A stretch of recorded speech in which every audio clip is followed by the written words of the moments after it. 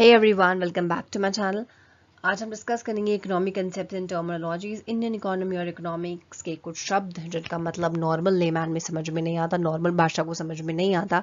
तो ये एक पूरी सीरीज है, आप इसे पूरा देखें, एंजॉय करें। This video is very very helpful to you to know the Indian economy के कुछ basic terms. But before that let's start the video. सबसे पहला शब्द जो हम आज डिस्कस करने वाले हैं दैट इज रेजिडुअल अनएम्प्लॉयमेंट।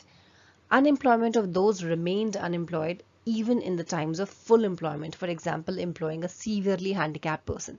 देखिए full employment की situation अगर किसी देश में है, though it is an imaginary phenomena, लेकिन फिर भी अगर किसी देश में full employment की situation है, कोई भी ऐसा बंदा नहीं है जो कि unemployed हो, उस केस में भी कुछ लोग अगर ऐसे हैं जो unemployed रह जाते हैं, तो इन लोगों को हम कहते हैं रेसिडुअल अनएम्प्लॉयड। और ऐसा अनएम्प्लॉयमेंट कहलाता है रेसिडुअल अनएम्प्लॉयमेंट। अब कोई इंसान अगर बहुत बुरी तरह से हैंडीकैप्ड है तो आप उसे जॉब नहीं दे सकते, तो वो रेसिडुअल अनएम्प्लॉयमेंट है। रेसिडुअल शब्द का मतलब है बचा हुआ। तो even in the times of full employment कुछ लोग तब भी अगर अनएम्प्लॉयड है, तब भी अगर अनएम्प्लॉयमेंट है, that kind of unemployment is termed as residual unemployment. Next word is rounding error. The error which comes up due to rounding off in the figures in decimals। अच्छा, ये दिक्कत तब आती है जब आप डेसिमल की वजह से राउंड ऑफ करने लग जाते हैं। जैसे कि कुछ लोग 3.6 को सीधे 4 लिख देते हैं, ठीक है, 3.4 को सीधे 3 लिख देते हैं। तो ये वाली जो राउंडिंग ऑफ आप करते हैं, इससे गड़बड़ हो जाती है। Such rounding off of data is never going to be mathematically correct, कि कभी भी आपका करेक्ट नहीं जाता। तो ये वाली एरर कर देता है ये वाला राउंड ऑफ। अपने हिसाब से इसे 4 मान लेना, अपने हिसाब से इसे 3 मान लेना, अगर 6 से ऊपर है तो, या 6 से नीचे है तो इस तरह की गलती को कहा जाता है राउंडिंग एरर, क्योंकि राउंड ऑफ करने में आपसे ये मिस्टेक हुई है। तीसरा शब्द is risk seeking. An act whereby investors prefer an investment with an uncertain outcome to one with the same expected returns and certainty that will deliver them the act which cannot get enough risk। इस शब्द का मतलब ये है, ये वो वाला act है जहां पर इन्वेस्टर, जो लोग पैसे इन्वेस्ट करना चाहते हैं, वो ये प्रेफर करते हैं कि ऐसी इन्वेस्टमेंट की जाए with an uncertain outcome to come, जहां पर हमको कोई भरोसा नहीं है कि क्या रिजल्ट आने वाला है, with the same expected returns and certainty that it will deliver them. ठीक है, जहाँ एक ऐसी इन्वेस्टमेंट जहाँ पर अनसर्टन आउटकम है, लेकिन हम एक्सपेक्ट क्या करेंगे कि रिटर्न एंड सर्टेनिटी बिल्कुल बढ़िया चीज़ रहेगी। ये वाला एक्ट जिसमें गेट इनफ रिस्क नहीं होता, आपको इनफ रिस्क नहीं मिलेगा, हम लेकिन ऐसी ही इन्वेस्टमेंट को प्रेफर करते हैं कि ये एक अनसर्टन एक्टिविटी है लेकिन एक्सपेक्टेशन बड़ी हाई रखते हैं इसमें, दैट इज रिस्क सीकिंग।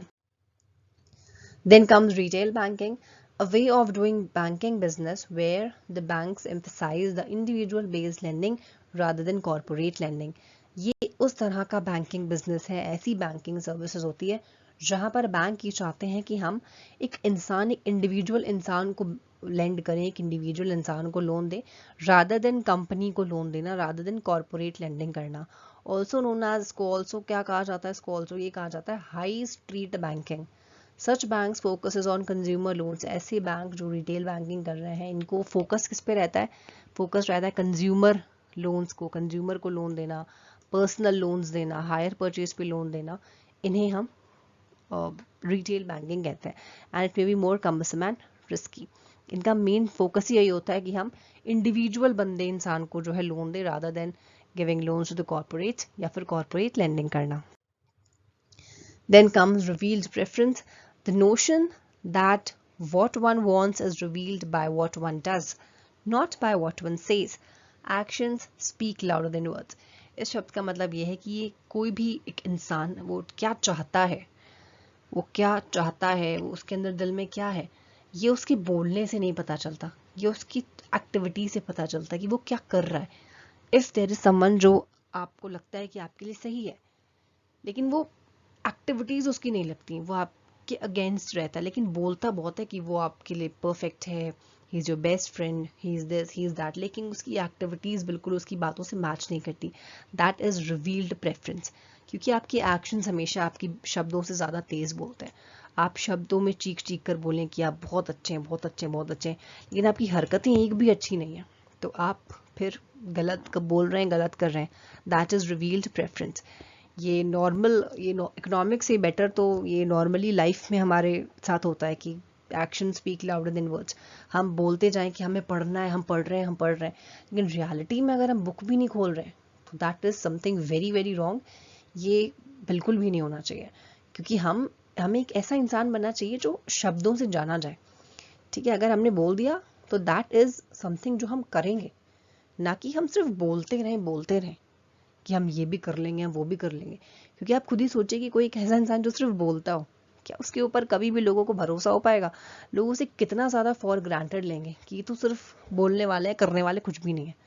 तो हमेशा हमें एक ऐसा इंसान बनना चाहिए जो कि अपने शब्दों से ही नहीं, लेकिन अपने एक्शन से भी लोगों का दिल जीत ले, और अपने शब्दों में इतना वजन लाए कि अगर उसने बोल दिया इट मीन्स वो चीज़ होगी ही होगी। वो जो एक डायलॉग नहीं आपने सुना होगा, जो मूवी थी, एक कौन सी मूवी थी अक्षय कुमार की, राउडी राठौर, जो मैं बोलता हूँ वो मैं करता हूँ। ठीक है, तो जो आप बोलें वो करें, दैट इज रिवील्ड प्रेफरेंस अगर आप ऐसा नहीं करते तो। All right, so this is it for today's video. I hope आपको सारे कंसेप्ट्स ऑफ इकोनॉमिक्स समझ में आ गए होंगे। In case of any doubt, in case of any query, please use the comment box for your valuable suggestions also. आप चाहें तो economics hub नाम का एक पेज है फेसबुक पर, वो ज्वाइन कर सकते हैं फॉर ऑल द अपडेट्स। आप ज्वाइन करिए Telegram channel for all PDFs, for all notes, for everything. So thank you everyone for watching the video.